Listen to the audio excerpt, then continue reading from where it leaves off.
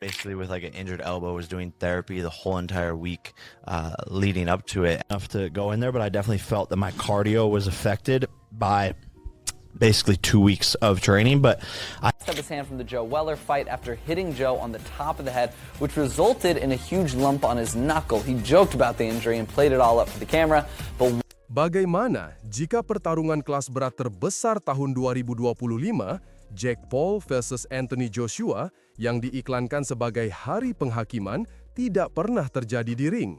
Dalam pukulan mengejutkan, petinju bintang internet itu baru saja mengundurkan diri setelah cedera latihan yang parah, menggagalkan pertarungan yang seharusnya mendefinisikan ulang olahraga ini.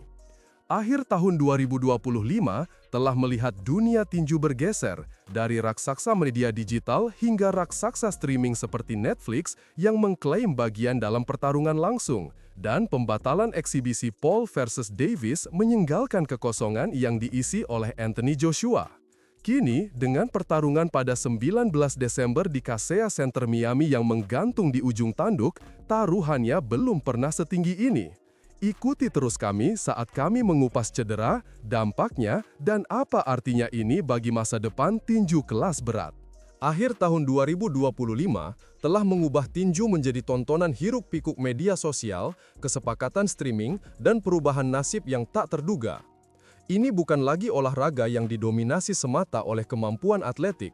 Itu adalah pasar di mana satu momen viral dapat mengalahkan pertarungan gelar dan siaran arus utama dapat menggeser urat nadi keuangan seluruh acara.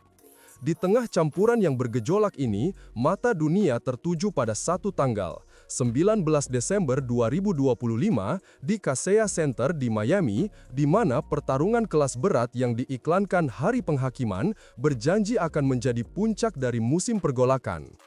Apa yang semula dimulai sebagai rasa penasaran, pertarungan selebriti internet seberat 200 pon dan juara kelas ringan 135 pon, telah berkembang menjadi narasi yang lebih besar. Kartu Asli, sebuah eksibisi 14 November antara Jake Paul dan Gervonta Tank Davis, dirancang untuk menampilkan masa murni Paul melawan kecepatan dan keterampilan Davis.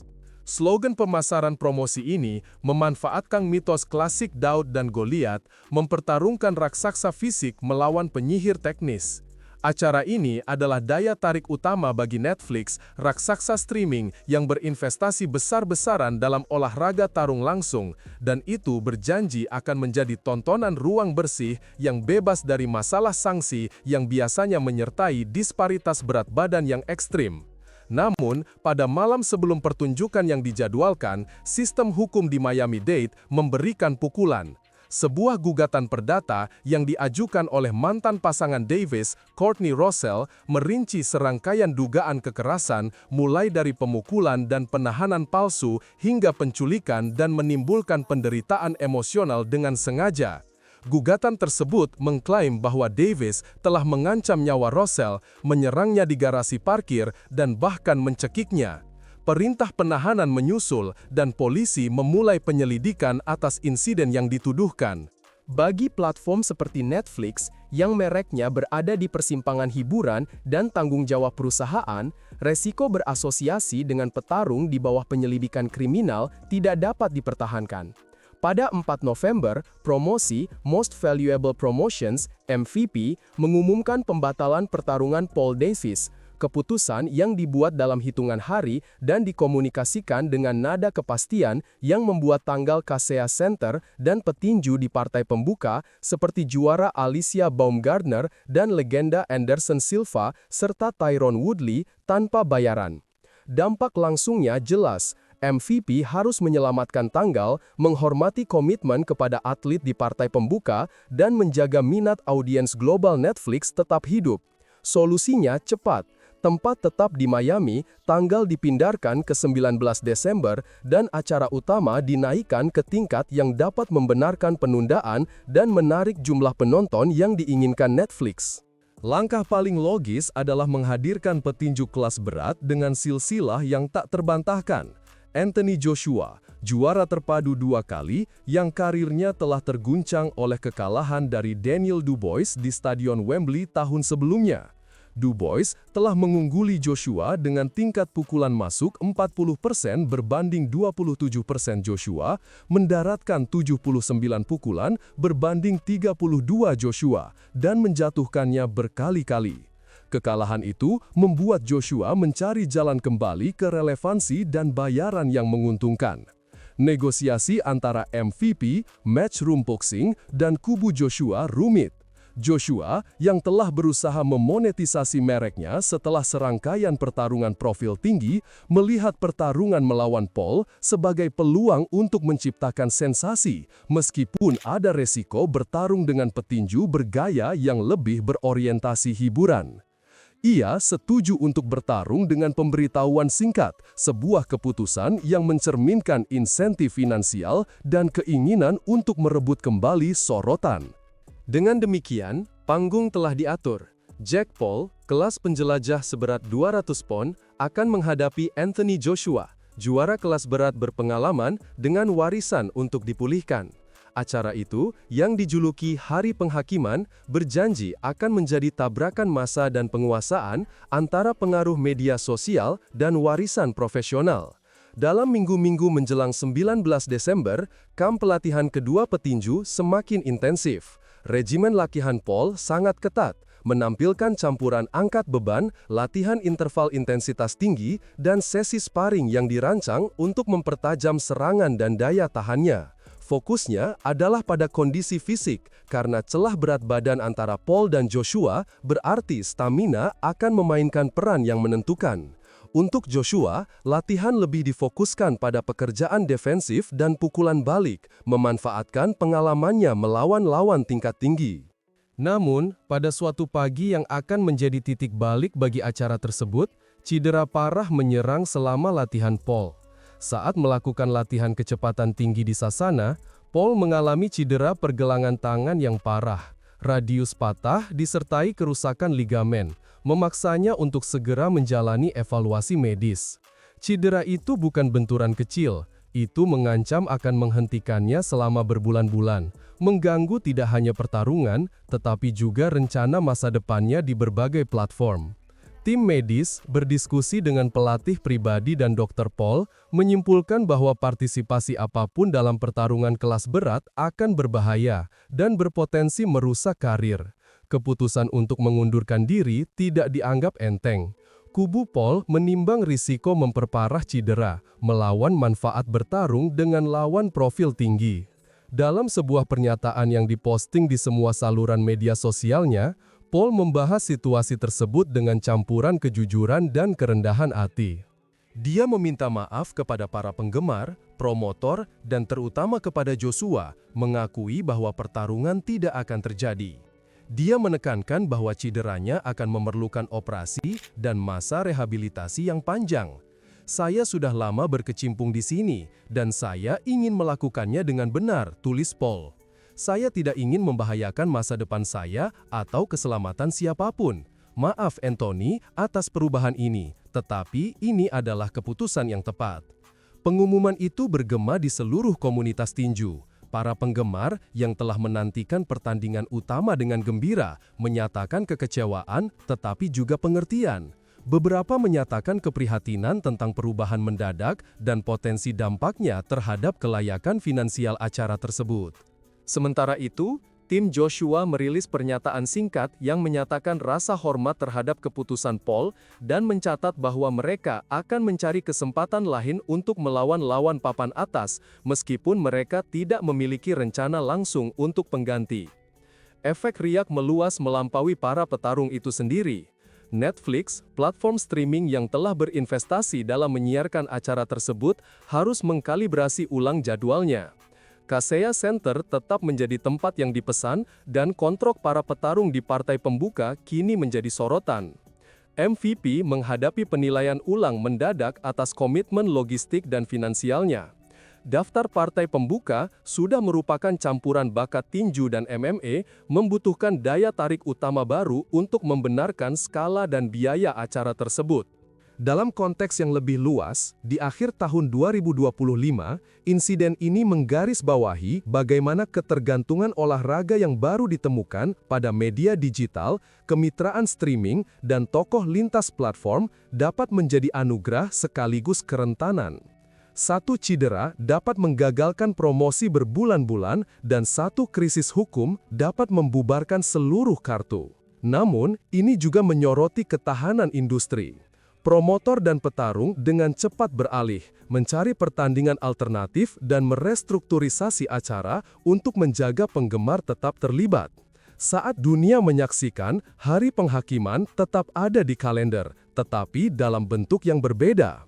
Narasi telah bergeser dari pertarungan utama antara bintang internet dan seorang juara menjadi cerita tentang ketahanan, bahaya latihan intensitas tinggi, dan sifat tak terduga dari olahraga yang berkembang berkat keterampilan dan tontonan. Pengumuman Jake Paul bahwa ia tidak akan melawan Anthony Joshua setelah cedera parah telah menambahkan babak baru pada gejolak musim ini, mengingatkan semua orang bahwa dalam tinju, seperti dalam hidup, ukuran kekuatan yang sebenarnya tidak hanya pada pukulan yang kita layangkan, tetapi juga pada bagaimana kita merespons ketika dunia memberikan tantangan tak terduga. Riak yang membentang di seluruh jaringan promotor, sponsor, dan audiens acara tidak mereda dengan pengumuman tersebut. Di balik berita utama, koreografi negosiasi dan kalibrasi ulang yang kompleks terungkap.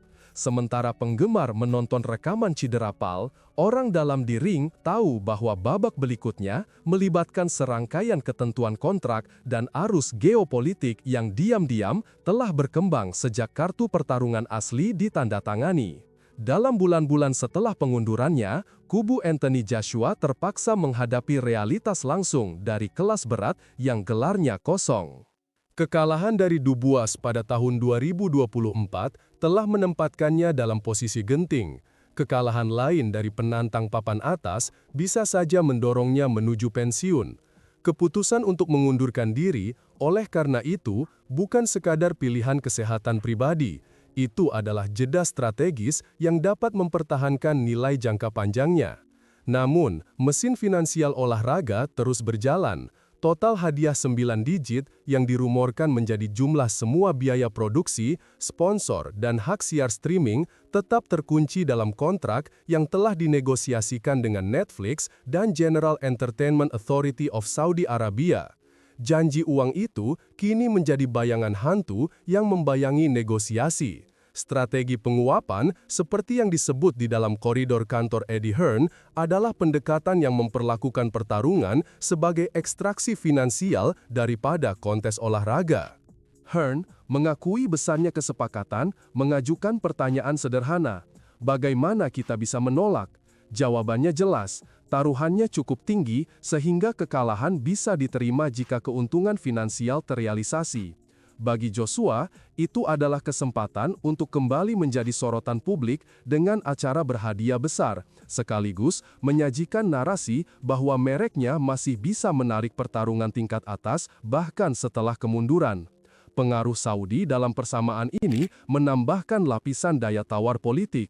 Dukungan Turki Al-Sheikh untuk pertarungan Joshua versus Paul adalah sinyal kepada lembaga tinju global bahwa pertarungan semacam itu tidak mengancam prospek masa depan Joshua di pasar Timur Tengah yang berkembang pesat.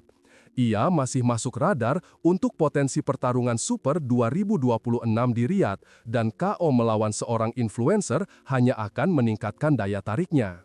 Sementara pihak kelas berat bergulat dengan negosiasi tingkat tinggi, partai pembuka sedang direkayasa ulang dengan semangat yang sama. Acara pendukung utama, pertarungan antara juara Super Bulu tak terbantahkan Alicia Baumgartner dan Leila Baudoin mengambil peran simbolis. Pertandingan ini berformat 12 ronde, 3 menit, menyimpang dari struktur tradisional 10 ronde, 2 menit untuk pertarungan wanita. Advokasi Baumgartner untuk kesetaraan aturan diperkuat oleh platform yang disediakan Netflix, memungkinkannya untuk menampilkan intensitas pertarungan yang lebih lama dan untuk menantang gagasan bahwa tinju wanita perlu dibatasi. Di balik layar, kontrak yang telah disusun untuk pertarungan Joshua Paul mencerminkan disparitas mencolok yang akan mendefinisikan acara tersebut. Paul, bintang internet berusia 28 tahun, dijadwalkan untuk memiliki berat badan tertinggi dalam karirnya, yaitu 225 sampai 230 pon. Peningkatan drastis dari batas kelas penjelajah biasanya 200 pon. Joshua, sebaliknya, menghadapi batas kontrak yang membatasinya pada 245 pon. Klausul ini belum pernah terjadi sebelumnya dalam tinju kelas berat, memaksa Joshua untuk mempertimbangkan penurunan berat badan yang dapat mempengaruhi ketahanan pukulan dan staminanya. Kesenjangan fisik terlihat jelas, perbedaan tinggi 5 inci, disparitas jangkauan 6 inci, dan keuntungan sekitar 15 pon untuk Paul dalam satu pertarungan 8 ronde. Namun, aturan profesional standar, 8 ronde 3 menit, sarung tangan 10 ons, sanksi penuh, menjaga integritas olahraga, memberikan Joshua keunggulan kondisi fisik yang sedikit sambil tetap memungkinkan keunggulan fisik Paul berperan. Aturan pertarungan dirancang sebagai kompromi. Ronde 2 menit, seperti yang ditampilkan dalam pertarungan Tyson-Paul sebelumnya, diganti dengan ronde 3 menit konvensional. Pergeseran halus ini menguntungkan kondisi fisik Joshua karena ia telah berlatih untuk jarak yang lebih jauh, sementara juga memberikan Paul struktur pertarungan yang lebih nyaman baginya. Jarak 8 ronde adalah konsesi. Joshua memiliki pengalaman terbatas dengan jarak kejuaraan 12 ronde, sedangkan 8 ronde Paul lebih mudah diatur untuk petarung dengan pengalaman kejuaraan yang lebih sedikit. Namun, kedua kubu sangat menyadari bahwa kondisi fisik dapat memiringkan keseimbangan, dan risiko pertarungan berat bagi seorang influencer muda menambahkan dimensi lain pada percakapan tersebut.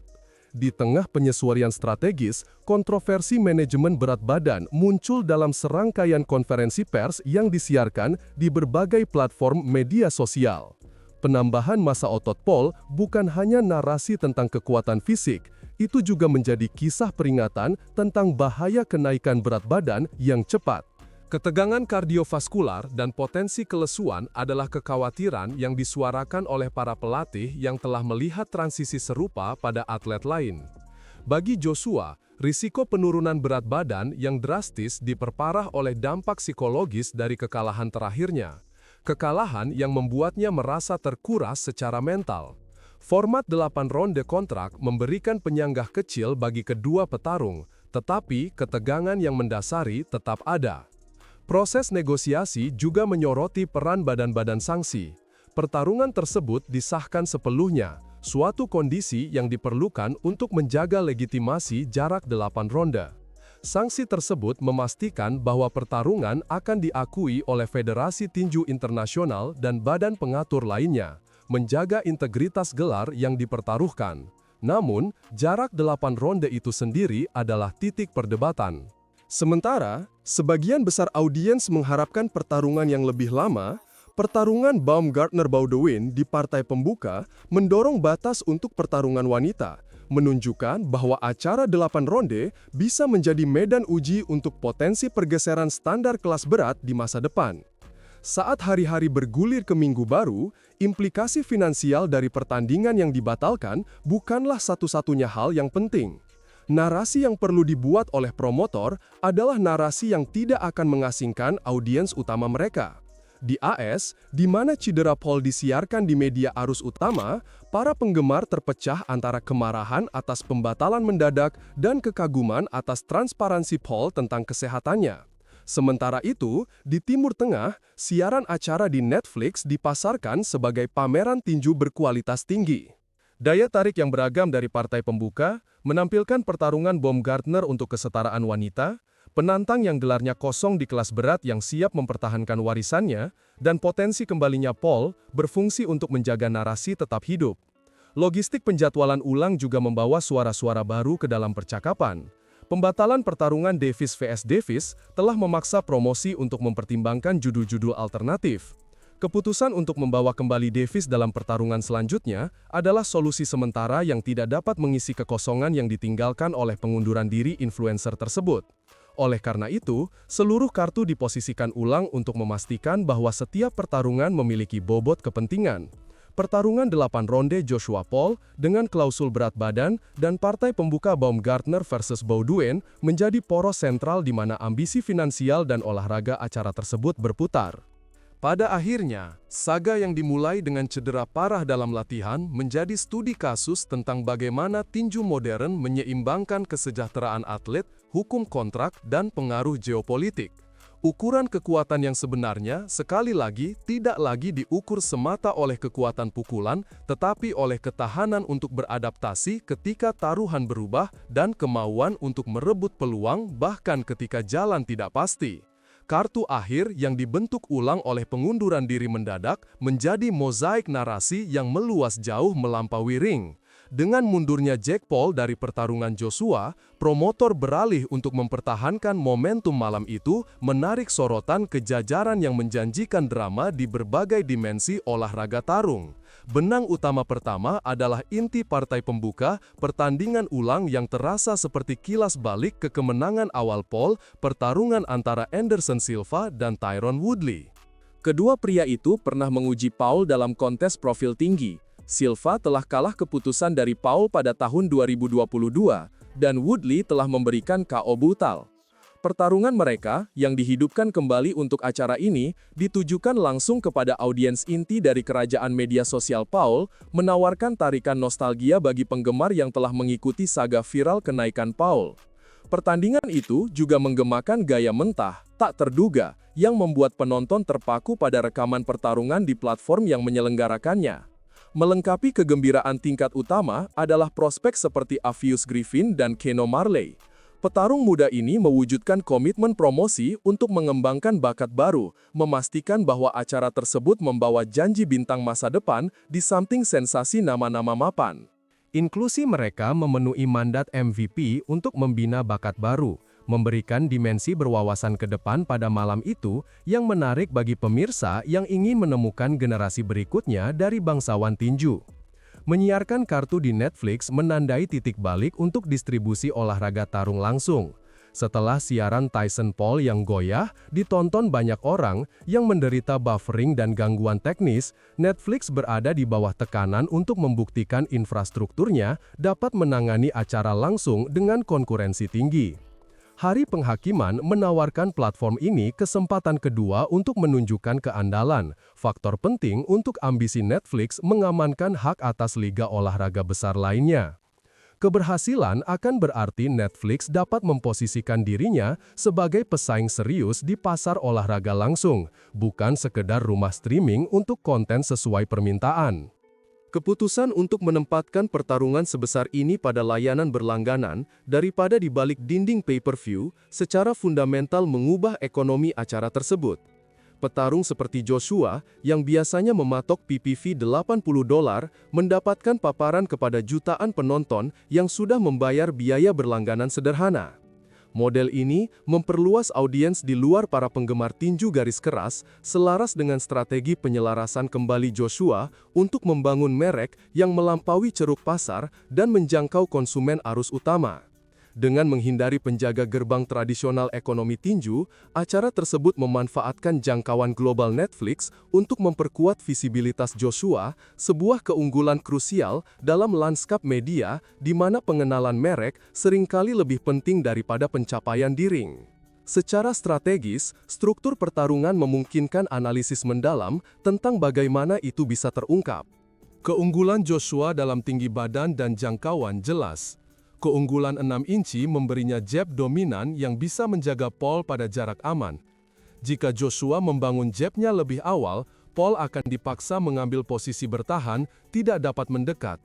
Pukulan kanan lurus yang kuat dan hook check Joshua setelah jarak aman dapat membalikan keadaan menjadi keuntungannya, terutama mengingat kecenderungan Paul untuk condong ke depan saat melancarkan pukulan overhand kanannya. Kerentanan yang bisa dieksploitasi Joshua dengan uppercut, pukulan yang telah digunakannya dengan sangat efektif melawan Vladimir Klitschko. Sebaliknya, satu-satunya jalan realistis Paul menuju kemenangan terletak pada mengganggu ritme Joshua, memanfaatkan kerapuhan psikologisnya yang dirasakan, dan mendaratkan pukulan overhand yang menentukan.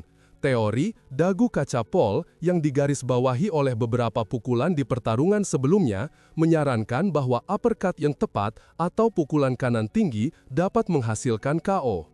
Namun, pendekatan itu mengharuskan Paul untuk menghadapi kekuatan tangguh Joshua, sebuah tantangan yang belum pernah dihadapinya. Jarak 8 ronde menguji stamina di kedua belah pihak, tetapi menguntungkan kondisi fisik Joshua sebagai atlet Olimpiade. Paul yang telah menambah massa otot untuk divisi kelas berat menghadapi kebutuhan oksigen yang signifikan. Mempertahankan kekuatan di ronde-ronde selanjutnya akan menjadi sulit, terutama jika ia harus bergulat dengan lawan seberat 245 pon dalam clinch. Kondisi fisik Joshua yang unggul kemungkinan akan membuatnya mendominasi paruh kedua pertarungan, memperketat kendalinya seiring berjalannya ronde. Pasar taruhan mencerminkan dinamika ini. Peluang Joshua di min 1250 melukiskannya sebagai hampir pasti menang, sementara peluang Paul plus 700 mengakui posisinya sebagai underdog. Taruhan plop mendukung KO Joshua dengan banyak taruhan ditempatkan pada penyelesaian cepat. Fokus pasar pada kemenangan cepat mencerminkan konsensus bahwa keunggulan teknis Joshua akan muncul lebih awal, menghancurkan pertahanan Paul.